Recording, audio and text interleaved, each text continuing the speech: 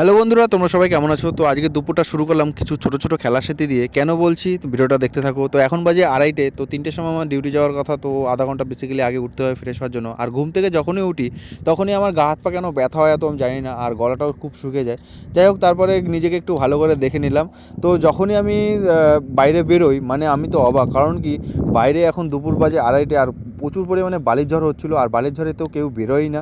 তাও আমি খুব কষ্ট করে বাথরুমের দিকে যাই, আর মুখ চোখে আমার পুরো বালিগুলি মানে ভরে গেছিলো। তো যাই হোক, আমি যখনই জল দিয়ে ফ্রেশ হয়ে নিলাম, খুব ভালো লাগছিলো। আর বাথরুম থেকে বেরিয়েই তখন আমি আমার খেলার সাথীদের দেখি। তো যাই হোক, আগের ক্যাম্পে এদের সাথে খুব খেলেছি, এরাও এখানেও আছে, এরাও এখানে চলে এসছে।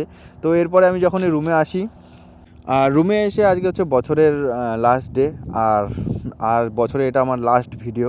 তো এরপরে আমি ভিডিও বানাবো কি না তাও আমি জানি না। যাই হোক, আমি এরপরে এসে রেডি হয়ে যাই, আর এটা হচ্ছে আমার ফাইনাল লুক ডিউটি যাওয়ার। তো কেমন লেগেছে তোমরা বলো, আর কমেন্ট করে জানিও। আর আমার ভিডিওটা যদি ভালো লাগে, লাইক কমেন্ট সাবস্ক্রাইব করে দিও।